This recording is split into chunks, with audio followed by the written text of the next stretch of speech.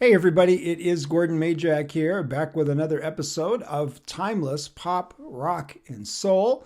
And today, before we jump into the music here in just a minute, I wanted to share a quick programming update with you to sort of let you know some things that go on here behind the scenes.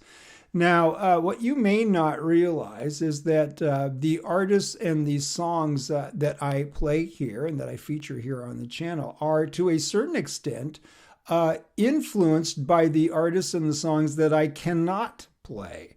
And what I mean by that is that I will get blocked if I try to play certain artists. Now, this has happened to me a couple times with a couple different artists. I will mention, first of all, the Beatles. And it's a real tragedy where the Beatles are concerned because I must have 100 Beatles songs that I would love to play for you guys. And so much of the bulk, in fact, of my 60s material that I really would love to play for you guys, the stuff from the 1960s, it's the Beatles. And unfortunately, I can't do that. Every time I have ever tried to upload a Beatles video, it has been immediately blocked worldwide. So that is the reason and the only reason why you are not hearing a ton of Beatles on this channel. The same also goes for the Eagles, another one of my favorite artists, just like the Beatles. I have tried on numerous occasions to upload videos of me reacting to Eagles music because I love the Eagles, always have, one of my favorite bands. And same result as with the Beatles, blocked immediately worldwide. No luck on the Eagles or the Beatles. Strike one and strike two. There goes two of my all-time favorite artists off the table. Can't play either one of them. And we're about to find out if this is going to be another artist today, whether I can play or not. We'll see here in a few minutes, I guess, right? Back to 1975. Here's the segue to the music. That wasn't very smooth, was it? Let's go back to, boy, Scott Davis would be busting my balls right now if I ever laid down a segue that rough on the tape of the EI back in the day, right? Ah, boy. Let's just talk about an iconic album here from February of 1975. I shouldn't even have to say anything. If I just show you the album cover, this one says it all, right? Isn't this just about as iconic of an album as you can get? Not just from the 70s, but basically any time, right? February 1975, it is, of course, Led Zeppelin and the Physical Graffiti album. Now, are we all on the same page here that this is pretty much hands down the piece de resistance of the Led Zeppelin catalog, right? This is the creme de la creme. This is the top of the heap, the best thing they ever did. Do we all agree on that? I hope so, because it is certainly my favorite thing that they ever did. And it features the song, or I shouldn't say it features the song. It doesn't feature the song, but it includes the song that we're going to be listening to today, hopefully, if we don't get blocked. And that is a little ditty called Down by the Seaside. And just a classic album track off of the Physical Graffiti album. Now, here's my quick backstory with Led Zeppelin. So Led Zeppelin comes out there with a splash there in early 1969. Their first two albums both came out in 1969, actually. Their third album the following year in 1970. Their fourth album in 1971. And that is where I sort of became aware of Led Zeppelin. Now, it's not that they weren't doing damage before that. As I said, their first three albums were all big hit albums. And if you were a hard rock and heavy metal, psychedelic rock, blues rock fan, you probably knew about that stuff from the very beginning. But I was not necessarily a fan of that particular subgenre of rock music. So I didn't become aware of Led Zeppelin until 1971 when they released Stairway to Heaven. Of course, how could you exist on planet Earth without knowing about Stairway to Heaven, especially back then when I was just 13. It didn't get much better than Stairway to Heaven. So picking it up from that time frame, going forward there throughout the rest of my high school years, of course, I was well aware of everything that Led Zeppelin was doing, not only from myself, but from all my friends around me and everyone in school. Everybody was into Led Zeppelin.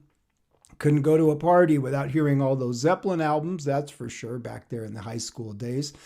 And so even though I was never what I would call a big Led Zeppelin fan, I don't dislike them by any stretch of the imagination, but I was never like a huge Led Zeppelin fan. I didn't have all of their records. I did know all of their songs. I was aware of all of their material, but it wasn't really the kind of stuff that I was just generally speaking going to sit around and listen to back there in those days in the early 70s. I mean, I was much more into the more sophisticated pop stuff like the Earth, Wind, and Fire and Chicago and Steely Dan and some of that other stuff that we've talked about before, the Beatles, Eagles, that kind of stuff. But that changed when this one came out, man. I'll tell you, Physical Graffiti, I remember this one like it was yesterday. This one just landed like a bomb in the middle of the music world. And I don't mean the album bombed. I mean, it was a bomb that went off and changed everything. And is it fair to say that not only is this Led Zeppelin's greatest album, but isn't it also fair to say that if we take the whole subgenre there of hard rock from back in the day, which of course morphed into so much of the heavy metal that was influenced directly by Led Zeppelin, the blues rock, the hard-edged blues rock, psychedelic blues stuff. Isn't it fair to say that this is not only Led Zeppelin's best album, but sort of the landmark album of what was possible in that genre? Has anybody in that genre ever even come close to Physical Graffiti? Just an absolute monstrous album. And really, Led Zeppelin's definitive statement of these are all of the things that we can do that no one else can do. And we're going to show you all of them in a 2-record set. Do you remember that? Physical Graffiti was a 2-record set, man. 4 sides of Led Zeppelin magic on this. And it's funny, you could talk to 20 different Led Zeppelin fans and they'd all give you a different favorite song off this album. That's how strong that album was. And buried over there on side 3 or side 4 of that 4-record set, there was this little tune that just sort of snuck in there somehow, unlike anything else that Led Zeppelin had ever done before. And even though, as I said, I loved the rest of the album, when I heard this, I was like, wow, now that is a completely different and fresh perspective musically that I would not have expected from Led Zeppelin.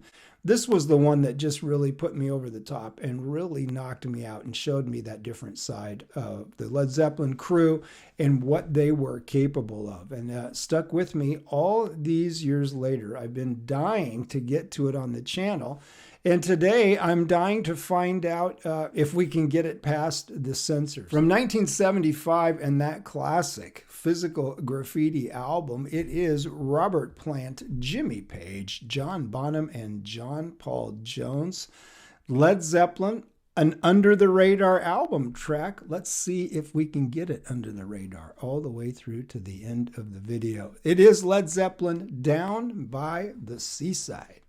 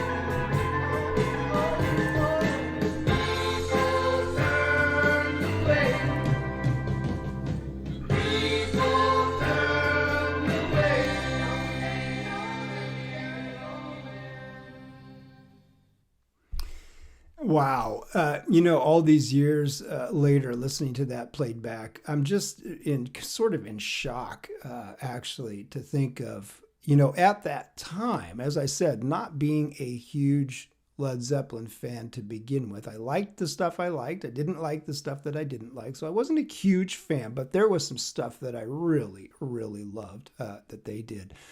But hearing this one now, I'm just reminded all these years later how I had really sort of underestimated those guys back there in the day. I would not have bet that they were capable in 1975 of putting out an album as great as Physical Graffiti was there when I got my hands on that one.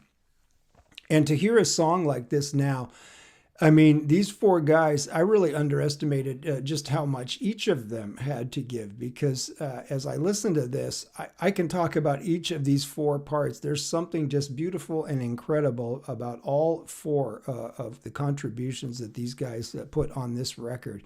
I mean, this has to be one of Robert Plant's sweetest vocals that he ever laid down. It's just so chill and so relaxed, but so sweet. Just a beautiful lead vocal by Robert Plant. And of course, now we can look back and in the hindsight of his entire career, if you take the entire scope of his career, we see that his talent went so far above and beyond the confines of Led Zeppelin. That's pretty clear.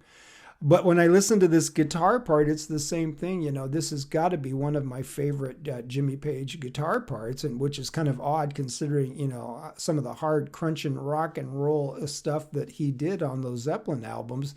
And this is one of the mellowest tunes that they ever did. And yet that guitar part, well, there's multiple guitar parts, of course, but that main rhythm part on here is just such an innovative and such a cool part.